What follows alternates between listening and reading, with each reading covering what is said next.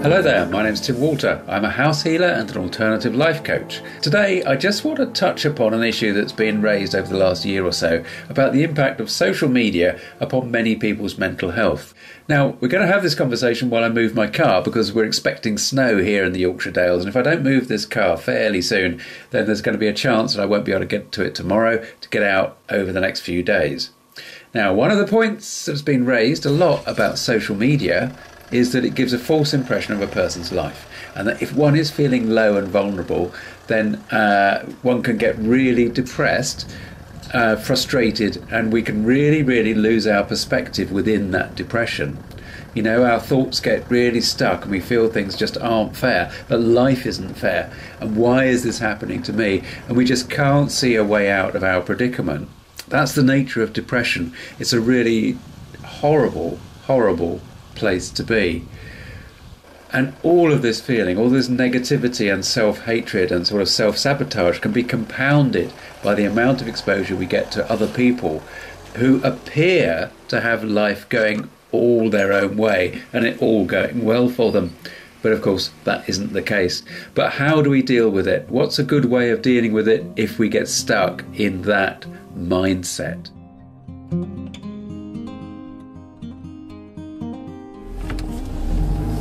A lot of people think that living up here, for example, is really idyllic.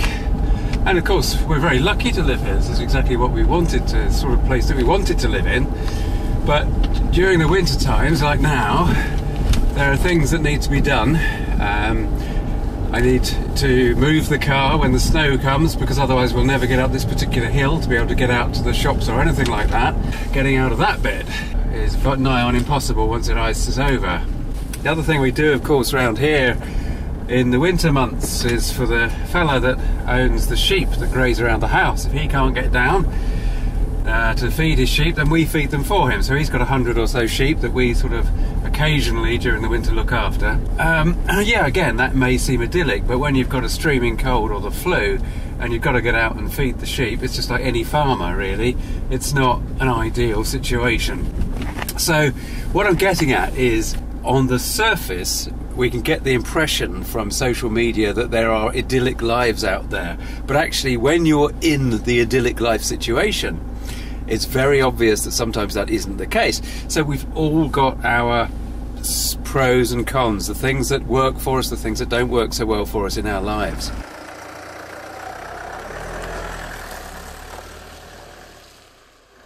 Rather like these gates on the track, you know, we all have to deal with these obstacles that get in our way. But of course that sort of stuff doesn't come across on social media.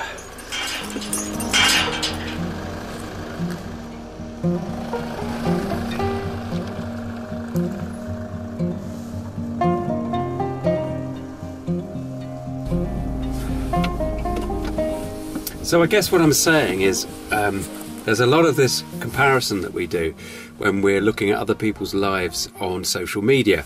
Now, this has been talked about a lot. Let's just move you a second so we get a slightly better angle. This has been talked about a lot, of course, over the years. And it's not a great thing, we know, but we're human beings and we are naturally inclined to think the grass is greener. So somebody else's life always looks better than ours, let's say.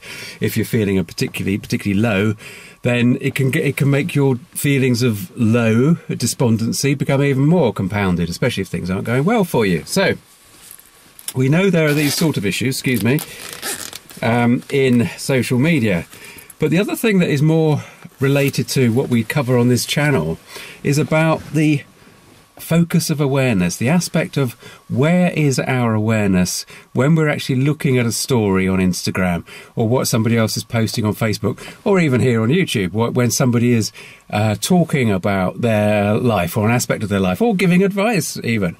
What is the process that really goes on when one is focusing on the subject? Let's take a walk back to the house. Right, so there we are. That's the car basically settled up now for when the snows come. So there's a reasonable chance that we can then get out down the main road, which is down that way. So what I was kind of saying was that what I want to talk about is our own innate awareness, where we focus our awareness and our perception of what's going on around us. So right now, I'm talking to you. I'm trying to assemble a sentence and talk to you. But if I was here on my own, I might be doing this little walk back to the house in a very mindful state, with my awareness being in what is going on exactly around me. How does my body feel like? How does the pressure in my soles of my feet, for example, feel? And being aware that the trees around us, have an awareness of their own. And this would become a walking meditation. Now, what I'm saying here is that my focus of attention, therefore, would be here, now, in the moment. And this is what meditation and mindfulness is all about. It brings one's attention really into focus in the now. We all have choices, and even when we are quite depressed, we have the ability, sometimes with other people's help, to be able to pull ourselves out of it. And mindfulness meditation is one really good way to make a start on that kind of effort of pulling ourselves out. As I say, mainly because it helps us detach from the drawing energy that keeps us in that state of depression. And I was trained as a film, TV maker, but one of the things at very early days of film school that they taught us was about this fact of going to the cinema as a experience where the audience goes into a mild state of hypnosis. And it's really important for the success of a film that this hypnosis actually occurs, because if the audience aren't empathizing strongly with the characters in a film, then you've lost them. You haven't kept them on the story.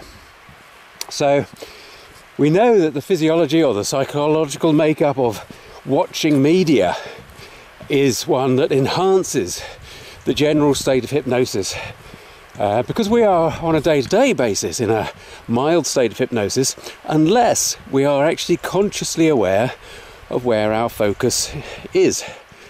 And meditation brings that focus awareness into being.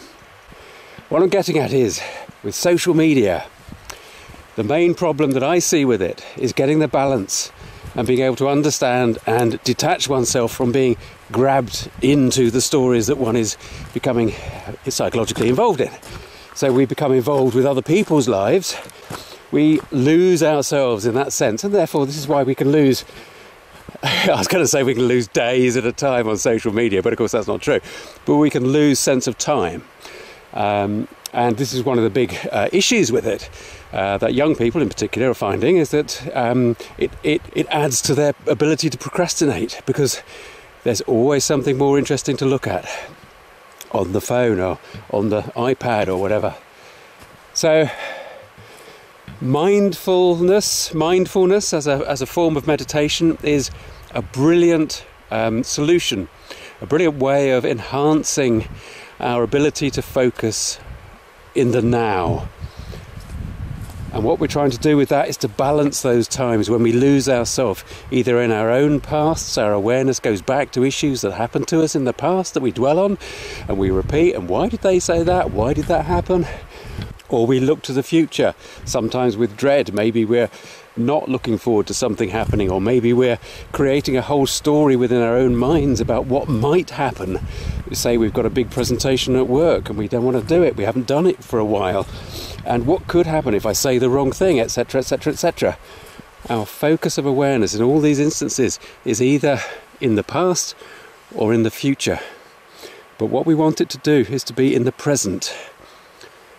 And the more we can remain in the present, the more we can access our ability to choose and make choices. And this even comes down to our interaction with subtle energies. Because mental health, when we lose ourselves down a spiral of depression, we lose our ability to detach ourselves and to be observant about what is going on in our lives. We get caught up in the essence, in the negative energy of what is happening in our lives. If we are particularly sensitive and surrounded by negative energies, or what we perceive as being detrimental negative energies, then the only way we can pull ourselves out of that and break the habit of submerging ourselves in those energies is by being mindful and making choices to pull ourselves out. It's not all about getting somebody else in to clear away the energy, because as soon as that energy is being cleared, the law of attraction is pulling similar energies back in if we are leaving those doors open as an individual. Okay? Same thing is happening on social media. If we leave ourselves open to the energy of being caught in despair by looking at somebody else's life and saying, oh, this is so much better than mine, then that's what will happen. We will get caught in that feeling, in that loop. Mindfulness can help you pull yourself out of it. All I really want to say about this is that mindfulness, being mindful, being aware that we have choices and that we are assisted in those choices. I'll say the word, our guardian angels can assist us to pull ourselves out if we really want to pull ourselves out of it. We are really just a vehicle, a vessel, a container for an experience. And many of the choices that we can make on these subtle levels that can be significant in changing how we feel as a person, as an overall entity, because we have to have this perception of us as a person. But many of these choices that we make are simply allowing different forms of energy to come into this container, into this biomass that we exhibit as an energy being. Okay, that sounds a bit weird, but again, shifting your perspective from being just thinking of yourself as poor old me to being, well, I'm this energy container. Well, as an energy container, you can choose to do a lot of different things. You know? A lot of different things. Oh, now, the other thing with this channel, what we cover on this channel, is that we talk about earth energy, and earth energy actually in conjunction with meditation really can make it even more powerful, because what we're dealing with there is the mind-body interaction, which really can be interpreted as spiritual work, and that's where we can really find some quite significant help when we perhaps are at our lowest. So until next time, and next time I hope to be showing you some more about earth energy. Take care, and I hope you keep well. Bye bye.